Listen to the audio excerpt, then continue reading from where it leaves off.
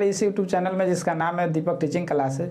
और आज मैं आप लोगों को बहुत ही एक अच्छी जानकारी के बारे में बताने जा रहा हूं। जैसे हमारे बच्चे हमसे हमेशा डिमांड करते थे कि सर एसएससी के बारे में हमें बताइए, तो आज हम उसी टॉपिक को लेकर एक वीडियो बनाए हैं और आप सभी हमारे वीडियो में बने रहिए। अगर मेरी जानकारी आप सभी को अच्छी लगती है तो मेरे वीडियो को लाइक कीजिए, सब्सक्राइब कीजिए और इस वीडियो को अंत तक देखिए। जैसे देखिए, हम खुद एक जॉब होल्डर हैं और बच्चे हमसे कितना बार रिक्वेस्ट किए कि सर आप एसएससी पर वीडियो बनाइए, तो मेरा यह प्रयास है और हम कोशिश कर रहे हैं एसएससी के बारे में आप सभी को बताने के लिए। तो देखिए दोस्तों, एसएससी जो होता है यह एक आयोग है, और देखिए एसएससी यानी इसका फुल नेम होता है स्टाफ सिलेक्शन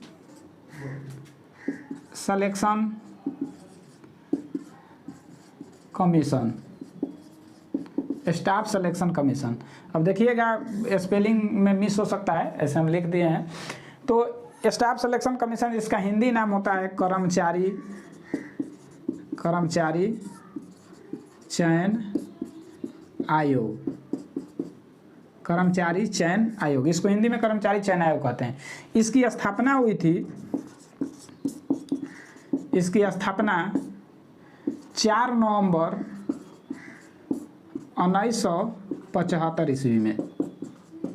लेकिन पहले एसएससी को कर्मचारी चयन आयोग के नाम से नहीं जाना जाता था, इसका पुराना नाम था अधीनस्थ सेवा आयोग। 1977 से यह कर्मचारी चयन आयोग के रूप में रेगुलर काम करते आ रहा है। और देखिए इसका मुख्यालय यानी स्टाफ सिलेक्शन का मुख्यालय जो है, मुख्यालय नई दिल्ली में है, नई दिल्ली में है एसएससी का मुख्यालय। और देखिए इसमें इस आयोग में एक अध्यक्ष, 2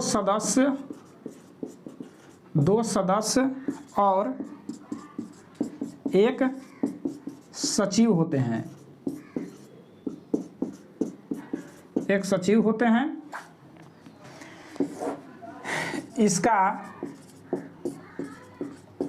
वर्तमान में अध्यक्ष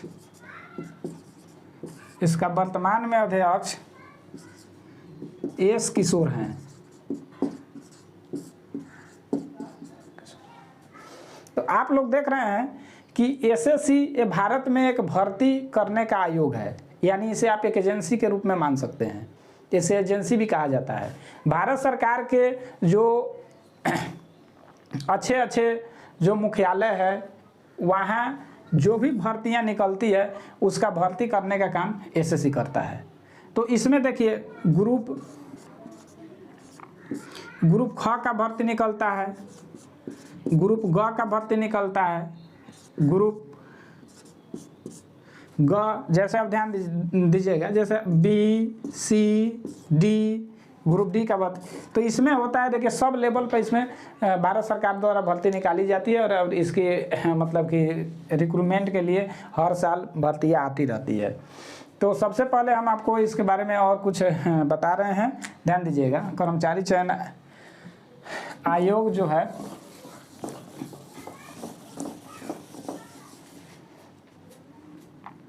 देखिएगा मैट्रिक लेवल पर, इसमें मैट्रिक लेवल पर एमटीएस आता है, एमटीएस की बहाली आती है। मैट्रिक लेवल पर होता है एमटीएस यानी मल्टीटास्किंग स्टाफ, जिसको ग्रुप डी के रूप में रखा जाता है।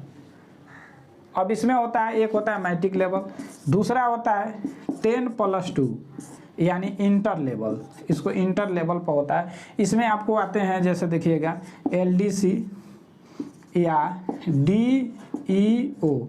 एलडीसी होता है लोअर डिविजनल क्लर्क या डाटा एंट्री ऑपरेटर, और एक होता है इसमें सीजीएल जो होता है ये है जैसे यहाँ एक होता है ग्रेजुएट लेवल पर है, ग्रेजुएट लेवल जिसको हम बोलते हैं CGL, combined graduate level exam. तो ये यानी कि इसमें मैट्रिक पास जो बच्चे हैं जिनका उम्र 18 साल हो गया है वो आवेदन कर सकते हैं। इंटर पास बच्चे हैं जिनका उम्र 18 साल हो गया वो आवेदन कर सकते हैं। ग्रेजुएट वाले CGL के आवेदन कर सकते हैं। तो ये जो इसके अलावा ये कई प्रकार की और भी भर्तियाँ करती है। जैसे आप सुने होंगे जूनियर ट्रांसलेटर के बारे में, जूनियर ट्रांसलेटर। अब जैसे हिंदी के लिए टाइपिंग पोस्ट आता है इसमें, जैसे अब हिंदी ट्रांसलेटर के लिए, इंग्लिश ट्रांसलेटर के लिए उसका एक CPF परीक्षा होता है। CPF जैसे CPO का एग्ज़ाम होता है। और आप लोग पहले सुने होंगे कि SSC GD के माध्यम से भारत में जितने प्रकार के जो फोर्स की बहाली होती है, जैसे असम राइफल हो गया, ITBP हो गया यानी Indian Tibet border police, SSB हो गया।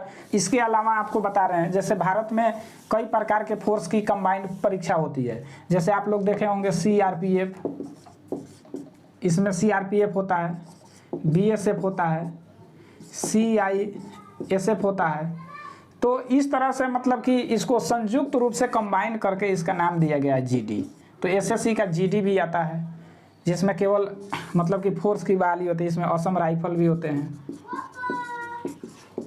असम राइफल तो और भी है। तो आप सभी जानते हैं कि देखिए इसका नोटिफिकेशन हर साल निकलते रहता है। और इसका नोटिफिकेशन देखने के लिए बच्चे मतलब चाहेंगे तो आप sarkariresult.com पर, sarkariresult.com पर जाकर आप इस नोटिफिकेशन के बारे में पता कर सकते हैं। sarkariresult.com एक ऐसा .com है जहां से आपको सही और सटीक जानकारी मिलेगी, क्या क्या वैकेंसी निकल रही है, क्या क्या मतलब किसका रिजल्ट आया है, किसका एडमिट कार्ड आया है। तो आज के वीडियो में हम इतना ही रहने देते हैं, फिर इसका हम पार्ट 2 वीडियो बनाएंगे तो और आप लोगों को जानकारी मिलेगी। तो आज के लिए इतना ही रहने देते हैं। जय हिंद।